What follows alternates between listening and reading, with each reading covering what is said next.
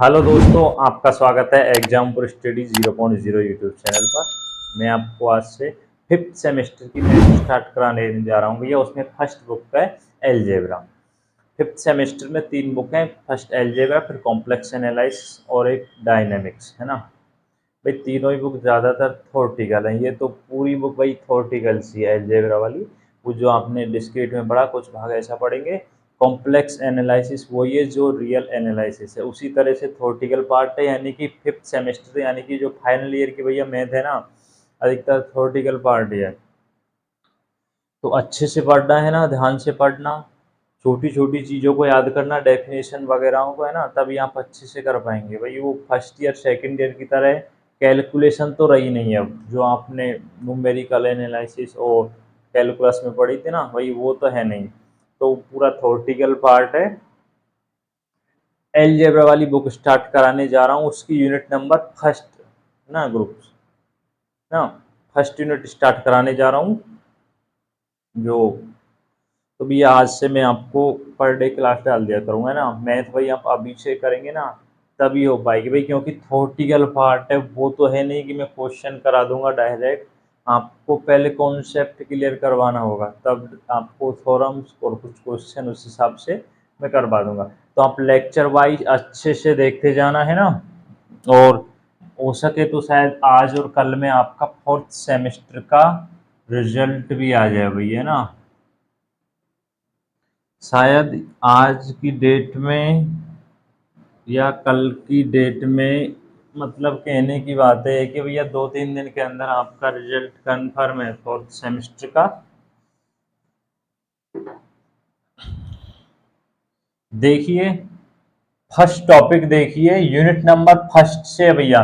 पहले आप छोटी छोटी चीजों को पढ़ते जाना, तब आगे जाके आप क्वेश्चन सॉल्व कर पाएंगे। पहले कॉन्सेप्ट क्लियर कर लेना भैया। फर्स्ट टॉपिक है सेट, समुच्च, है ना। आपने फर्स्ट सेमेस्टर में भी पढ़ा होगा, अब भी पढ़ लीजिए भाई, है ना। समुच्च क्या होता है? वस्तुओं के सुव्यवस्थित संग्रह को ही क्या कहते हैं? समुच्च कहते हैं। डेफिनेशन आप लिखते जाना भाई, नोट्स बना लेना, है ना। मैं आपको क्लास में जब लिखाऊं ना, उस हिसाब से आप नोट्स बनाते चलना। वस्तुओं के सुव्यवस्थित संग्रह को समुच्च कहते हैं। एग्जाम्पल देखिए, डेफिनेशन आप लिख लेना। जैसे प्राकृत संख्याओं का समुच्च n बराबर 1 2 3, इस तरह से इन्फिनिट अनंत। प्राकृत संख्याओं का समुच्च, पूर्ण संख्याओं का समुच्च, ये सब आप छोटी क्लासों से पढ़ते आ रहे हैं भैया, ना। छोटी छोटी चीजें आपको लग रही होंगी, लेकिन आगे जाकर बहुत यूज में ली जाएंगी। पूर्णांक संख्याओं का समुच्च, 0 + 1 माइनस, इस तरह से इन्फिनिटी। समुच्च क्या होता है? वस्तुओं के सुव्यवस्थित संग्रह को ही समुच्च कहते हैं, जिन्हें प्राकृत संख्याओं का समुच्च, पूर्ण संख्याओं का समुच्च, पूर्णांक संख्याओं का समुच्च, ये सब संख्याओं के बारे में तो भैया आप जानते होंगे ना। फिर आ जाइए आप परिमेय संख्याओं का समुच्च। Q बराबर, इसको आप किस तरह लिखते हैं? P/Q के रूप में। P/Q के रूप में। P और Q क्या है? पूर्णांक संख्याएं। Q नॉट इक्वल भैया 0 नहीं होना चाहिए, ध्यान रखना, है ना। फिर Q डैश यानी कि अपरिमेय संख्याएं। क्या होती है? अपरिमेय संख्याएं। जैसे x नॉट बिलोंग करना चाहिए Q में, यानी कि परिमेय संख्याओं में। एग्जाम्पल देख लीजिए, इसमें आप जैसे 3/7, 5/6, इस तरह से। इसमें आप √2, √3। ये भैया कुछ एग्जाम्पल हैं सेट के, है ना। नेक्स्ट देखिए, डेफिनेशन लिखते जाना भैया ना, नोट्स बना लेना भाई, अच्छा रहेगा, आपको हेल्प होगी इससे। ये तो आप सेट के बारे में जान रहे होंगे, पहले से ही फर्स्ट सेम से पढ़ते आ रहे हैं। बल्कि भाई मैं आपको बेसिक से कराता जाऊंगा यूनिट वाइज, है ना। हर यूनिट का बेसिक आपको कॉन्सेप्ट अच्छे से क्लियर करवा दूंगा, तभी जाकर क्वेश्चन करवाऊंगा। नेक्स्ट देखिए, नल सेट। नल सेट रिक्त समुच्चय। रिक्त समुच्चय क्या होता है? ऐसा समुच्चय जिसमें कोई भी अवयव नहीं हो, यानी कि रिक्त नाम से क्लियर हो रहा होगा भैया ना। इसका प्रतीक चिन्ह होता है और एक फाइल। सब आपने 11th क्लास में अच्छे से पढ़ा है। नेक्स्ट, उपसमुच्चय, सबसेट। देखिए इसको एग्जाम्पल के द्वारा समझिए। माना एक कोई समुच्चय सेट ए है भैया, है ना। सेट ए जिसमें अवयव है ए कोमा बी कोमा सी, और ये कोई सेट है बी जिसमें अवयव है ए बी सी डी, इस तरह से ई, है ना। तो देखिए ए के सभी अवयव किस में विद्यमान है? बी में। तो ए उपसमुच्चय कहलाएगा किसका? बी का। ये उपसमुच्चय की परिभाषा भी है ना, आप डेफिनेशन लिख लेना। रिक्त समुच्चय हो गया, सबसेट हो गया, है ना। नेक्स्ट देखिए, इक्वल सेट, समान समुच्चय क्या होता है? आपसे एक एक नंबर में डेफिनेशन भी पूछ सकता है, और भैया इनको आप मैं क्लियर करते जाएंगे तो आगे के क्वेश्चन में आपको प्रॉब्लम नहीं आएगी। समान समुच्चय, इक्वल सेट। देखिए इसको भी आप एग्जाम्पल से क्लियर कीजिए। एक कोई समुच्चय है ना जिसमें एलिमेंट है ए कोमा बी कोमा सी, ये कोई सेट है जिसमें भी एलिमेंट है ए कोमा बी कोमा सी। तो भाई ये ना इक्वल सेट है। अब देखिए डेफिनेशन से आपको क्लियर हो जाएगा, ए इक्वल है किसके? बी के। इसमें देखिए डेफिनेशन लिख लीजिए। समुच्चय, कोई समुच्चय समान समुच्चय कहलाता है यदि ए के सभी अवयव बी में विद्यमान हो, ए के सभी अवयव किस में विद्यमान हो? बी में हो, तथा बी के सभी अवयव किस में विद्यमान हो? ए में विद्यमान हो। तो वो कौन सा समुच्चय कहलाता है? वो समान समुच्चय कहलाता है। देखिए अवयवों की जो संख्या है वो इक्वल होनी चाहिए। इसमें कितने? 3, और इसमें भी 3। बल्कि अवयव भी इक्वल होने चाहिए, जिसमें इसमें ए बी और सी है, इसमें भी ए बी सी, इस तरह से भैया ना। क्योंकि नेक्स्ट आएगा एक रिक्त समुच्चय, उससे आपको अच्छे से क्लियर हो जाएगा। तो समान समुच्चय की डेफिनेशन क्या होती है? माना कोई समुच्चय है जिसके अवयव किस में विद्यमान हो? बी में। तो बी के भी किस में हो? ए में विद्यमान हो, यानी कि एलिमेंट्स की संख्या क्या होनी चाहिए? इक्वल होनी चाहिए। उसको आप क्या कहते हैं? समान समुच्चय कहते हैं। नेक्स्ट देखिए,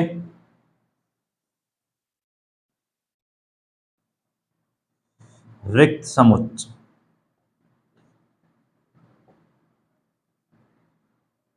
रिक्त समुच्चय, इक्विवेलेंट सेट।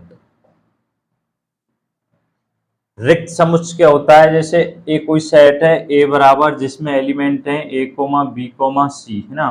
बी कोई सेट है जिसमें एलिमेंट है 1 2 3। तो ये भैया रिक्त समुच्चय कहलाता है ना। अब आप ये ध्यान रखना, ये समान समुच्चय नहीं है। या नहीं है? समान समुच्चय नहीं है। रिक्त समुच्चय क्यों है? कि इसमें अवयवों की संख्या क्या है? समान है। जबकि समान समुच्चय की डेफिनेशन ये थी कि अवयवों की संख्या भी समान होनी चाहिए, और अवयव भी क्या होनी चाहिए? इक्वल होनी चाहिए। जैसे इसमें ए बी कोमा सी है, इसमें भी ए कोमा बी सी है। इसमें देखिए ए बी सी है, लेकिन 1 2 3 4 इस तरह से, यानी कि ये क्या है? रिक्त समुच्चय भैया। इसमें ओनली आपको संख्या इक्वल होनी चाहिए, है ना। इसमें 3 है, इसमें भी 3 है, इस तरह से। जैसे मैं इसको, है ना। अब नेक्स्ट देखिए, एक बात और है, रिक्त समुच्चय हमेशा क्या होगा? समान समुच्चय होगा, है ना। लेकिन समान समुच्चय रिक्त समुच्चय नहीं होगा, ये ध्यान रखना।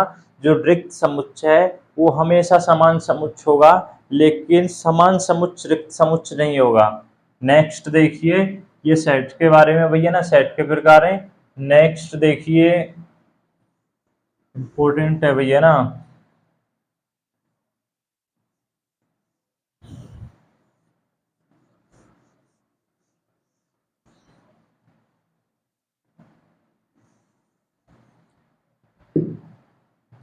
कॉलेज में तो भाई अभी अगस्त तक क्लास स्टार्ट नहीं होंगी, देख लेना भाई। अगर इलेक्शन हुए ना तो सितंबर भी मान लीजिए फर्स्ट सेकंड वीक निकल जाएगा। फिर देखिए बाइनरी ऑपरेशन,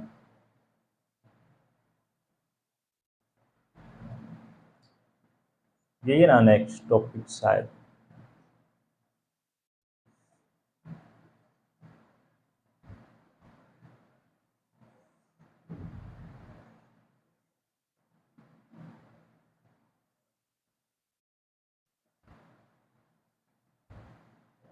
मीनिंग्स देख लेना भैया ना। बाइनरी ऑपरेशन, द्विआधारी संक्रियाएं, द्विआधारी संक्रिया अच्छा टॉपिक है भाई, विशेषकर हर क्वेश्चन में यूज लिया जाएगा। अच्छे से देख रहे हैं ना। एक सेट है माना समुच्च ए है भाई, समझिए तब आप डेफिनेशन लिख लेना।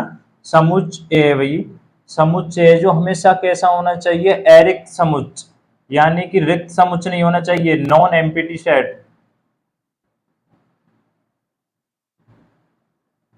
नॉन एम्प्टी भाई, अभी थोड़ा मार्कर अभी सही बड़े इस वजह से थोड़ा अच्छा नहीं चल रहा होगा ना। नॉन एम्प्टी सेट माना कोई समुच्च ए है जो कैसा है, नॉन एम्प्टी सेट है, यानी कि जैसे ए, एक, सॉरी इस तरह से मान लेता हूं मैं, एक दो तीन चार, इस तरह से ये कोई समुच्चय है। स्टार है जिसको आप संक्रिया बोल रहे हैं, ये संक्रिया है ना ऑपरेशन,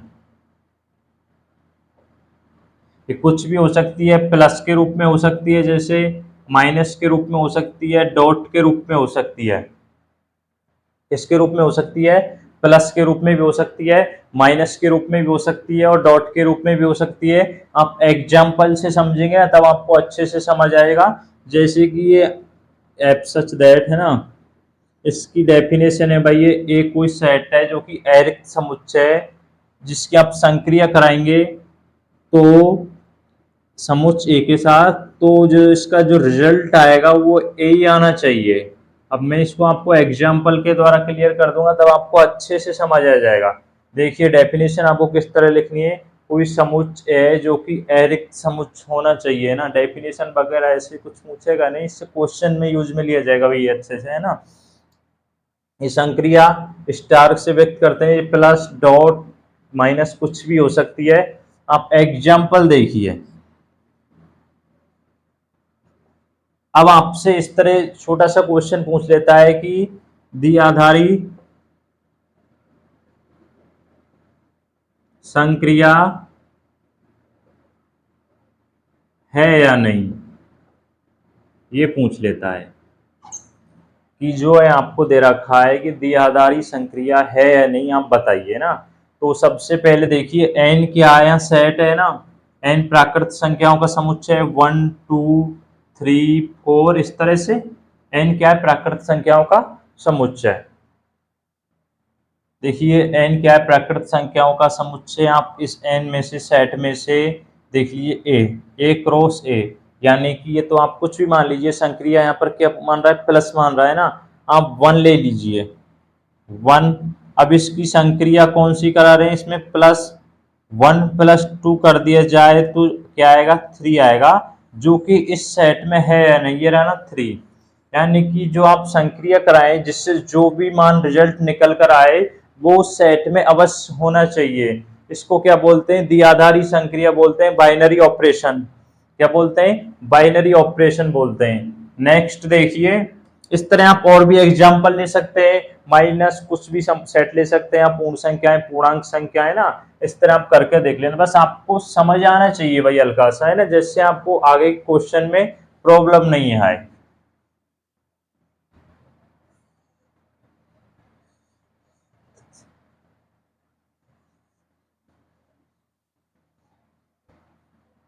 नेक्स्ट देखिए,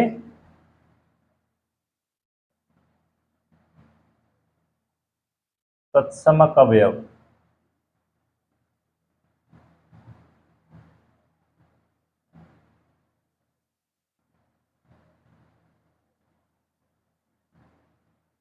आइडेंटिटी एलिमेंट,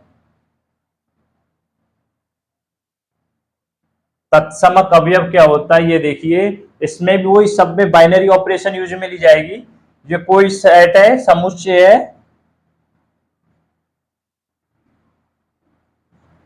क्या है, समुच्चय है। समुच्चय क्या है, ए है, जो कैसा है, नॉन एम्प्टी सेट है भैया, यानी कि अरिक्त समुच्चय, यानी कि रिक्त समुच्चय नहीं होना चाहिए, नॉन एम्प्टी सेट है।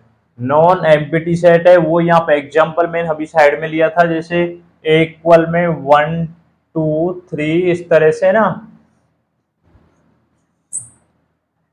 तत्समक अवयव, क्या, तत्समक अवयव, इसमें वही बाइनरी ऑपरेशन यूज में ली जाएगी संक्रिया, जैसे अब समझिए,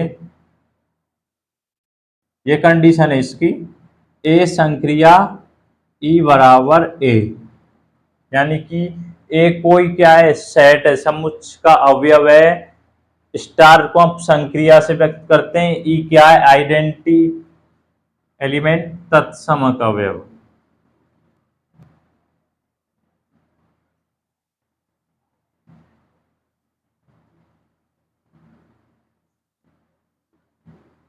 अवयव है ना, तत्समक अवयव, जो इसका आप क्या करेंगे, संक्रिया कराएंगे तत्समक अवयव के साथ इस सेट की, तो ये सेट का अवयव भी आना चाहिए। इसको इस तरह भी लिख सकते हैं, ई स्टार संक्रिया ए। मतलब मेरा कहने का मतलब है, आपको ये गुणधर्म याद होना चाहिए भैया ना, ये गुणधर्म क्या होना चाहिए, आपको याद होना चाहिए। एग्जाम्पल के द्वारा देखिए आप, जैसे 2 क्रॉस 1 करा दिया जाए तो क्या आ रहा है, 2 आ रहा है, यानी कि ए का मान 2, संक्रिया आपने गुणा ले ली, ई क्या है, 1 क्या है यहाँ पर, तत्समक अवयव आइडेंटिटी एलिमेंट। अब ये ध्यान रखना, इस तरह से इस प्लस के लिए करा दीजिए, 2 प्लस में कौन सा, ये आपको सोचना होगा, सोचने की कोई जरूरत नहीं है, मैं आपको बता रहा हूँ, है ना। आइडेंटिटी अवयव लीजिए जिससे ए आ जाए, यानी कि 0 ले लीजिए तो आपको 2 आ जाएगा। तो आप ये कंडीशंस ध्यान रखना कि जो तत्समक अवयव है, गुणा के लिए क्या होता है, 1 होता है, और हमेशा के लिए ये कंडीशन, गुणा के लिए तत्समक अवयव क्या होता है, 1 होता है, और प्लस के लिए क्या होता है, तत्समक अवयव 0 होता है ना। इस तरह से आपको क्या करना है, तत्समक अवयव की पहचान करनी है। ये क्वेश्चन में यूज में ली जाएंगी भाई, ये कंडीशन शर्त है ना, इस वजह से मैं आपको इनको समझा रहा हूँ। तत्समक अवयव के बारे में जान गए, अब देख लीजिए, हिसाब से आप क्वेश्चन देख लीजिए।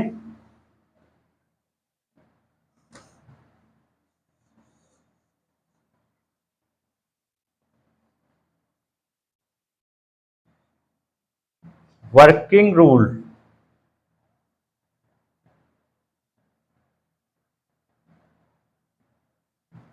क्रियाविधि,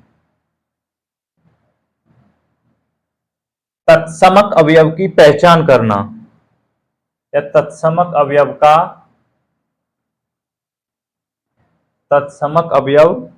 पता करने के लिए, तत्समक अवयव का पता कर, देखिए भाई, आप क्वेश्चन देखिए, समीकरण दे रखा है आपको, कोई समीकरण ए स्टार बी बराबर ए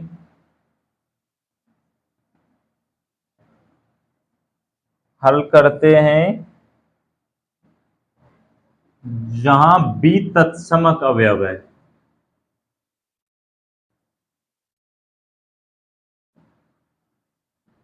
ये आपको संक्रिया दे रखी है ना, ये आपको समीकरण दे रखा है कि इसको यूज में लेते हुए, फिर एग्जाम्पल और दे रहा हूं, इसको यूज में लेते हुए तत्समक अवयव ज्ञात करना है। एग्जाम्पल है, ए संक्रिया बी बराबर ए बी अपोन में 2, ए बी अपोन में 2। अब यहां से आपको क्या करना है कि तत्समक अवयव का पहचान करनी है, तत्समक अवयव की क्या करनी है, पहचान करनी है। तो देखिए, सॉल्यूशन कीजिए इस संक्रिया को यूज में लेते हुए, ए संक्रिया बी समीकरण ए बराबर क्या होती है, ए। ये आपको समीकरण दे रखी है, इस तरह से समीकरण दी आएगी, कोई एग्जाम्पल दिया जाएगा, यहाँ से आपको बी का मान निकालना है, यानी कि तत्समक अवयव का मान निकालना है। तो किस तरह निकालते हैं, ए संक्रिया बी, इसकी जगह हम क्या रख दीजिए, ए रख दीजिए, है ना, इस इक्वेशन में, बराबर में ए बी अपोन में 2, ए से ए क्या हो जाएगा, कैंसिल, बी बराबर क्या आ जाएगा, 2 आ जाएगा। 2 यहाँ पर क्या है, आइडेंटिटी एलिमेंट। इस तरह से आप क्या कर सकते हैं, तत्समक अवयव की पहचान कर सकते हैं। नेक्स्ट टॉपिक देखिए भाई, बड़े इजी है भैया ना, सिर्फ आपको याद होनी चाहिए, याद डेफिनेशन भी मत याद कीजिए भैया ना, वो एग्जाम टाइम पे आप देख लेना, बस आपको समझ आना चाहिए कि पहचान करना आना चाहिए बस। नेक्स्ट है प्रतिलोम अवयव, इनवर्स एलिमेंट।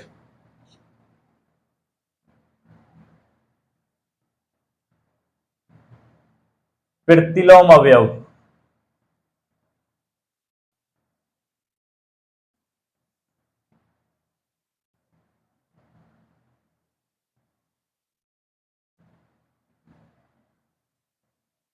Inverse element.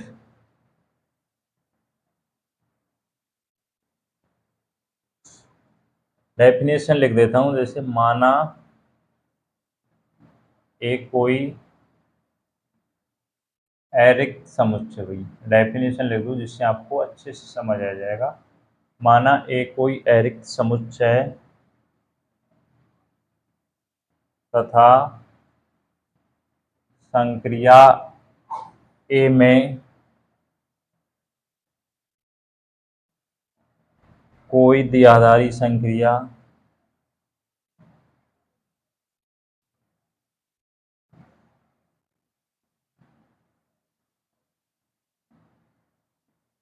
है तो एक अवयव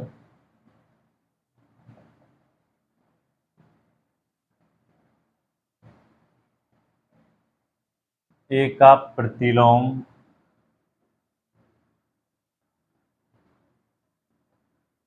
अवयव ए इनवर्स होगा। क्या होगा, ए इनवर्स होगा। अब देखिए, वैसे डेफिनेशन हर जरूरत नहीं है, ये बात है कि ए संक्रिया ए माइनस वन बराबर क्या उत्कल होती है, एक। ये क्या है यहाँ पर, तत्समक अवयव।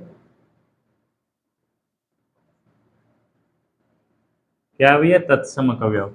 प्रतिलोम अवयव क्या है, माना एक कोई एरिक्त समुच्चय, भाई माना एक ऐसा एरिक्त समुच्चय तथा संक्रिया एक में कोई संक्रिया ए में कोई द्विआधारी संक्रिया, यानी कि बाइनरी ऑपरेशन होनी चाहिए। इसलिए मैंने स्टार्टिंग में बोला था कि बाइनरी ऑपरेशन सब क्वेश्चन में यूज में ली जाएगी भैया ना।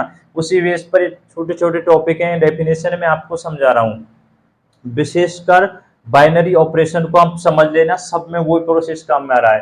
द्विआधारी संक्रिया है तो एक अवयव ए का प्रतिलोम अवयव ए इनवर्स होगा। क्या होगा, ए इनवर्स होगा, यानी कि ए संक्रिया, आप संक्रिया कराएंगे ए इनवर्स की, ए संक्रिया ए इनवर्स यानी कि प्रतिलोम अवयव, तो इक्वल आएगा एलिमेंट, आइडेंटिटी एलिमेंट, तत्समक अवयव आना चाहिए। तो देखिए आप एग्जाम्पल देखिए, टू जैसे ए कोई सेट मान लेता हूं मैं, ए बराबर 1 2 3 नेचुरल नंबर का सेट है ना भाई, 2। अब इसका वो देखिए आप, मैं गुणन संक्रिया करा देता हूं, है ना। मैंने एग्जाम्पल इस तरह से लिया भाई, है ना, एन डॉट, है ना, एन डॉट, ये आप एग्जाम्पल दे सकते हैं, डेफिनेशन लिख के ये आप एग्जाम्पल दे देना। एन प्राकृत संख्या है, 2 मान लीजिए, है ना, कुछ भी मान लीजिए, एक से लेकर इन्फिनिटी तक, 2 गुणा 2 का इनवर्स, यानी कि ए इनवर्स 1/2, 2 से 2 क्या हो जाएगा, कैंसिल हो जाएगा, 1 आ रहा है, 1 क्या आ रहा है, 1 आ रहा है। गुणन के लिए तत्समक अवयव क्या होता है, 1 होता है। ये प्रतिलोम अवयव की हो गई है ना। अब आप प्रतिलोम अवयव की ज्ञात करना और देख लीजिए वर्किंग रूल्स।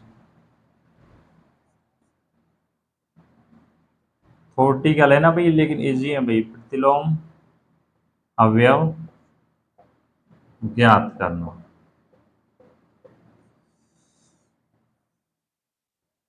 प्रतिलोम अवयव ज्ञात करना, इसके लिए आप संक्रिय लिखिए, समीकरण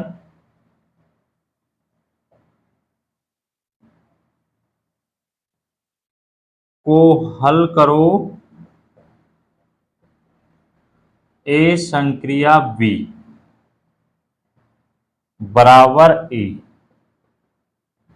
ए संक्रिया बी बराबर ई, ए संक्रिया बी बराबर ई। ए क्या है यहाँ पर भैया, सेट है, कोई अवयव है यानी कि समुच्चय का अवयव, और बी क्या है, प्रतिलोम अवयव। बी क्या है, प्रतिलोम अवयव, और ई क्या है, तत्समक अवयव। ई क्या है, तत्समक अवयव। प्रतिलोम अवयव ज्ञात करना, सबसे पहले आपको इस समीकरण को यानी कि इस रूल को लेना है ना, ये आपको लिख रहा है इसमें ए इनवर्स यानी कि जो बी है वो किसको व्यक्त कर रहा है, ए इनवर्स को व्यक्त कर रहा है, यानी कि प्रतिलोम अवयव को व्यक्त कर रहा है। इसके लिए आप एग्जाम्पल देख लीजिए। अब ए संक्रिया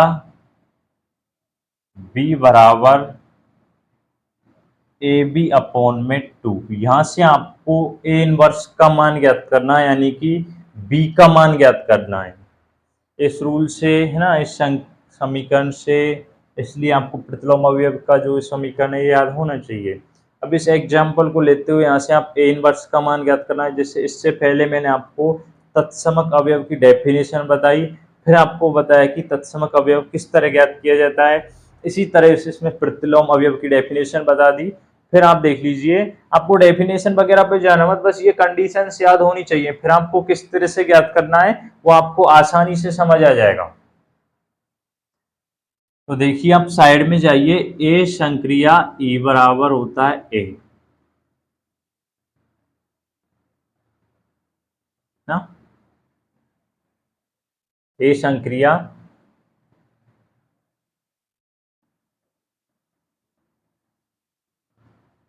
आप है ना इसमें ना बी में, इसमें बी की जगह ए मान लेना, ए ई, क्योंकि ए संक्रिया बी, इसको फॉलो कीजिए ना, ए संक्रिया बी बराबर ई, ए संक्रिया बी बराबर ई, तो बी की जगह आपने क्या लिख लिया, ई अपॉन में 2 बराबर में ए से ए कैंसिल हो जाएगा, ई बराबर तो क्या आ जाएगा, 2 आ जाएगा, ई बराबर तो क्या आ जाएगा, 2 आ जाएगा, ई बराबर भैया क्या आ जाएगा, ई बराबर क्या आ जाएगा, 2 आ जाएगा। A B, A B, A संक्रिया बी बराबर ए बी अपॉन 2 बराबर में 2, बराबर में 2, क्योंकि आपने ए बी, एक तो ए संक्रिया बी बराबर ए बी अपॉन में 2, आप इसको इस तरह देखना, उससे तत्समक अवयव की उस डेफिनेशन से ए संक्रिया ई बराबर ए, है ना, ए, इसमें यदि मैं इस संक्रिया को लेना, ए संक्रिया बी बराबर क्या आ जाएगा, ई आ जाएगा, क्या आ जाएगा, ए संक्रिया बी बराबर क्या आ जाएगा, ई आ जाएगा। ई का मान आप निकाल चुके हैं, 2 निकाल चुके हैं ना। अब आप ए संक्रिया बी की जगह आप क्या लिख सकते हैं, ए बी अपॉन 2 लिख सकते हैं ना। दोबारा से समझिए ना, प्रतिलोम अवयव आपको किस तरह ज्ञात करना है, ये आपको कोई समीकरण दे रखा है, इसको फॉलो करते हुए कोई एग्जाम्पल दिया हुआ, ए संक्रिया बी बराबर ई, ए क्या है, अवयव है, बी क्या है, प्रतिलोम अवयव है ना। आप जानते हैं, आपने इससे पहले डेफिनेशन बताया था, ए संक्रिया ई बराबर होता है एक, है ना, तो मैं इसमें बी की जगह ई लिख देता हूँ, है ना, ए ई अपॉन में 2 बराबर ए से कैंसिल हो जाएगा, ई का मान क्या आ जाएगा, 2 निकल कर आ जाएगा। इसके लिए सबसे पहले आप प्रतिलोम अवयव का जब आप मान निकालेंगे, उससे पहले आपको तत्समक अवयव ज्ञात करना होगा भी, है ना। जब आप तत्समक अवयव ज्ञात कर चुके हैं, वह क्या आ जाएगा, 2 आ जाएगा। ए संक्रिया बी बराबर, अब आपको इस इक्वेशन में रखना है, इसको आप इक्वेशन नंबर फर्स्ट मानना। जब आप ए संक्रिया, जैसे मैं डायरेक्ट लिख दिया, ए संक्रिया बी बराबर अपॉन में 2, क्योंकि आप ई का मान ज्ञात कर चुके हैं, इसमें ई का मान, ए संक्रिया बी, इसको हम क्या लिख सकते हैं इस इक्वेशन से, ए बी अपॉन में 2 बराबर में 2, बी का मान यहाँ से आ जाएगा 4 अपॉन ए, यानी कि ए इनवर्स बराबर आ जाएगा 4 अपॉन में ए। इस तरह से आप प्रतिलोम अवयव का मान ज्ञात कर सकते हैं, ठीक है ना। नेक्स्ट डेफिनेशन देखिए, अब तो छोटी छोटी डेफिनेशन है बस, सबसे इंपॉर्टेंट है भाई बाइनरी ऑपरेशन।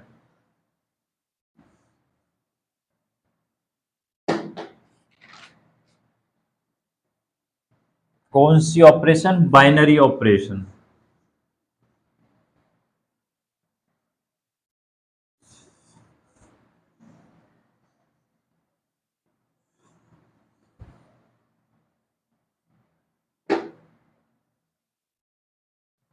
नेक्स्ट डेफिनेशन देखिए,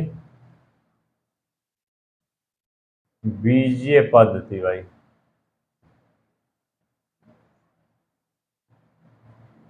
यानी कि एल्जेब्रिक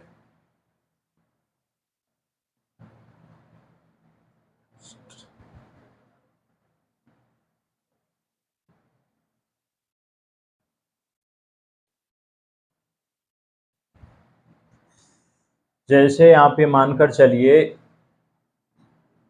ये क्या भाई? ग्रुप है, यानी कि समुच्चय, सेट है जी। और ये क्या है? एक संक्रिया है।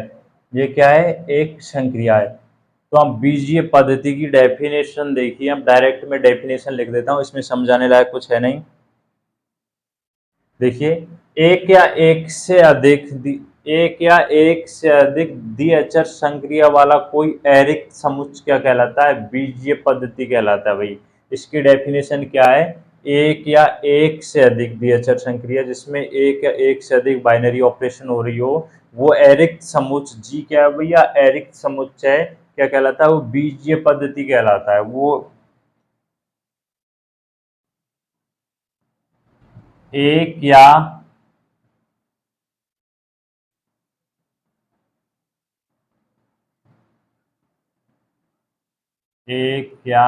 एक से अधिक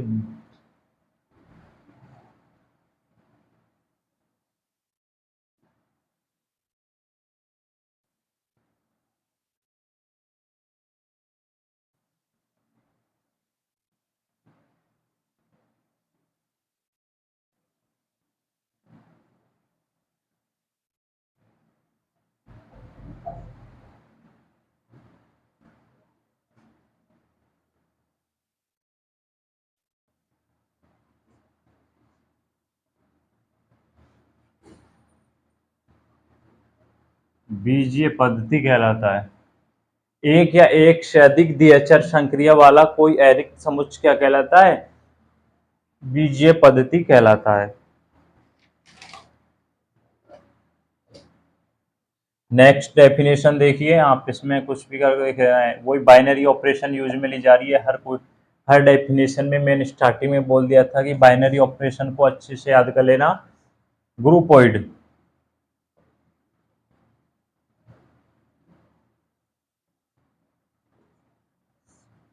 इसको आप इंग्लिश में भी याद रखना है ना, ग्रुपोइड, हिंदी और इंग्लिश दोनों में ही ग्रुपोइड्स के नाम से याद रखना, ग्रुपोइड्स। इसमें देखिए, ये कोई बीजीय पद्धति, बीजीय एक बीजीय पद्धति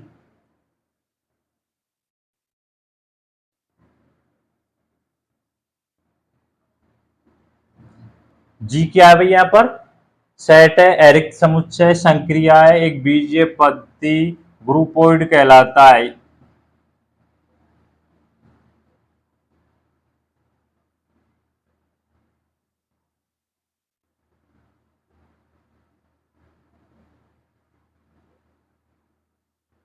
यदि उसमें क्या हो? एक द्विअक्षर संक्रिया हो। इसमें तो एक या एक से अधिक द्विअक्षर संक्रिया हो रही थी, इसमें क्या हो रहा है? एक क्या हो रही है? द्विअक्षर संक्रिया हो रही है। एक बीजीय पद्धति ग्रुपोइड कहलाता है यदि उसमें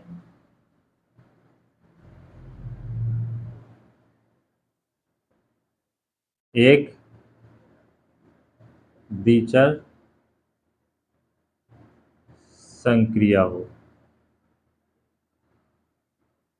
क्या हो? एक बीजीय पद्धति ग्रुपोइड कहलाता है यदि उसमें एक द्विचर संक्रिया हो। नेक्स्ट डेफिनेशन देखिए,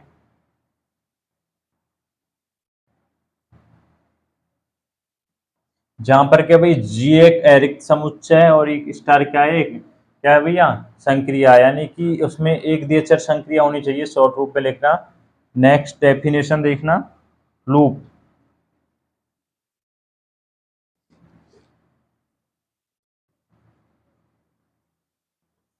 लूप देखना, एक ग्रुपोइड लूप कहलाता है यदि उसमें संक्रिया का, भैया छोटी छोटी डेफिनेशन आप बुक से भी लिख लेना, चाहे बुक।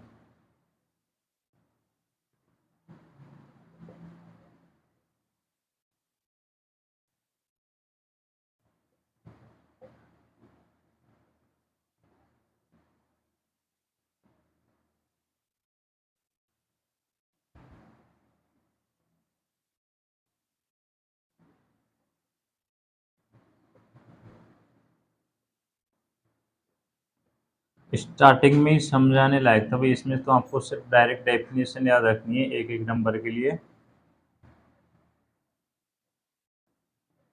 तत्समक अवयव की जो समुच्च जी में विद्यमान हो।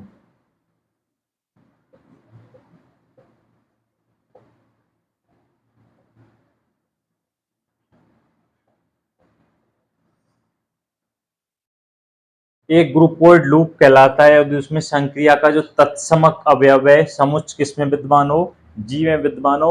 वही बाइनरी ऑपरेशन मैंने स्टार्टिंग में आपको बताया था, जैसे है ना, ये कोई आप सेट मान लेना 1 2 3 इस तरह से, है ना। तो आप जैसे ये संक्रिया कराएंगे, मैं संक्रिया इस तरह से आपको एग्जाम्पल मानकर चलना, एन से डॉट, है ना। एन क्या है, नेचुरल नंबर है। डॉट क्या है, पर संक्रिया है, गुणा, जैसे 1 × 2 करा दूँ तो क्या आ रहा है, 2 आ रहा है ना भैया, क्या आ रहा है, 2 आ रहा है। 2 जो किस में बिलोंग करता है, नेचुरल नंबर यानी कि इस सेट में बिलोंग कर रहा है। ये डेफिनेशन यही बोल रही है एक ग्रुपोइड लूप कहलाता है यदि इसमें संक्रिया का तत्समक अवयव समुच्च जी में विद्यमान हो। किसमें विद्यमान हो, समुच्च जी में विद्यमान हो। इसमें मैंने ए मानकर यूज कर लिया है ना। नेक्स्ट डेफिनेशन देखना,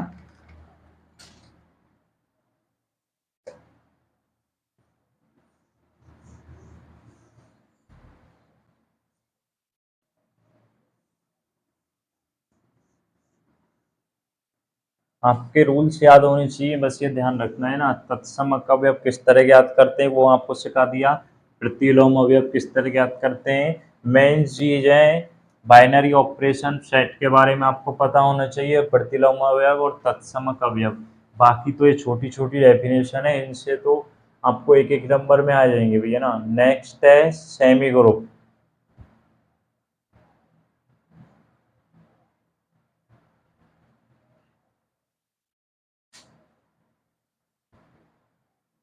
एक ग्रुपोइड सेमी ग्रुप कहलाता है यदि वो साहचर्य नियम का पालन करता है। एक सेमी ग्रुप क्या कहलाता है, एक ग्रुपोइड सेमी ग्रुप कहलाता है यदि वो साहचर्य नियम का पालन करता है। मैं डेफिनेशन लिख देता हूं,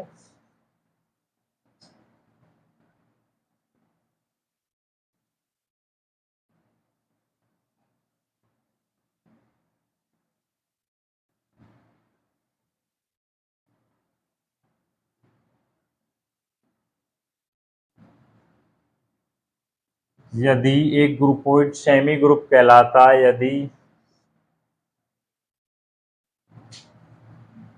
साहचर्य नियम का पालन करता है। क्या करता है, साहचर्य नियम का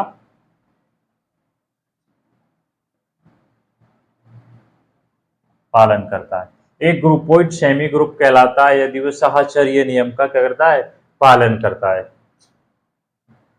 तो देखिए एग्जाम संक्रिया का वो ध्यान रखना, आप सभी वैसे पढ़ते आए हैं चीजें, ए संक्रिया बी संक्रिया सी, ये साहचर्य नियम होता है।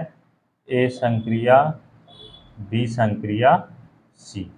एक ग्रुपोइड सेमी ग्रुप कहलाता है यदि वो साहचर्य नियम का क्या करता है, पालन करता है ना। ये साहचर्य नियम है। अब एग्जाम्पल देख लीजिए, आप नेचुरल नंबर मानकर चलिए 1 2 3 4 इस तरह से ना, नेचुरल नंबर मानकर चले। आपको सिद्ध करना है कि सेमी ग्रुप की डेफिनेशन, तो आप देखिए कोई अवयव मान लीजिए 3 1 2 1 संक्रिया, यानी कि गुणा मानकर चल रहा हूं मैं, या कुछ प्लस मानकर कुछ भी चल रहा हूं, माइनस तो इसमें आएगा, यूज में नहीं आएगा क्योंकि फिर ये नेचुरल नंबर में वो विद्यमान नहीं होगा।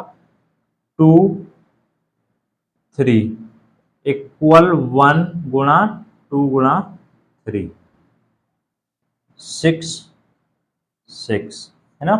गुणा करके देख लेना। ये सेमी ग्रुप की डेफिनेशन है, आपसे पूछेगा एक ग्रुपोइड सेमी ग्रुप कहलाता है यदि उस साहचर्य नियम का पालन करता है। नेक्स्ट डेफिनेशन देखना। अब एक आप कार्तीय गुणनफल के बारे में और देख लीजिए। कार्तीय गुणनफल, कार्तीय गुणनफल क्या होता है? कार्तीय गुणनफल क्या होता है? जैसे एक कोई सेट है जिसमें एलिमेंट हैं A comma B comma C, B कोई सेट है जिसमें एलिमेंट हैं D comma E comma F. अब आपको इसका कार्तीय गुणनफल निकालना है तो किस तरह निकालेंगे? Cross B cross. तो देखिए सबसे पहले ए का डी के साथ, ए कोमा डी, फिर A comma E, A comma F, फिर बी के साथ B comma D, B comma E, B comma F, फिर सी के साथ सी कोमा डी है ना, C comma E, C comma F, C comma F. ये कार्तीय गुणनफल की हो गई। नेक्स्ट डेफिनेशन और देखिए भाई, एक नेक्स्ट है मोनोइड। भाई छोटी छोटी डेफिनेशन है ना, मोनोइड।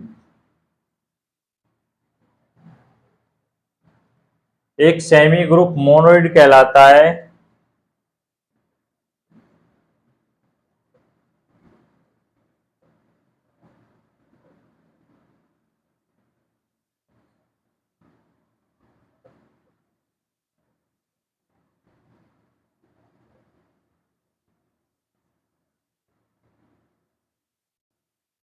एक सेमी ग्रुप मोनोइड कहलाता है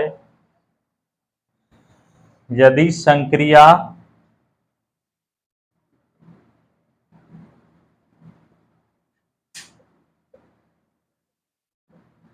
का तत्समक अवयव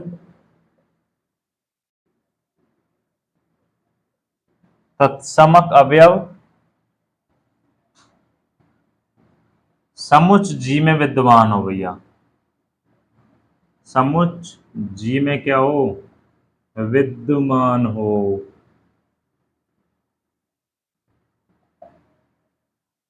विद्यमान हो एक सेमी ग्रुप मोनोइड कहलाता है यदि संक्रिया का तत्समक अवयव समुच्च जी में विद्यमान हो। समुच्च जी कैसा है भैया? एडिक्ट समुच्चय। एग्जाम्पल देख लेना, वही बाइनरी ऑपरेशन से, उस हिसाब से आप डॉट देख लेना, डॉट पर प्लस पर कुछ भी।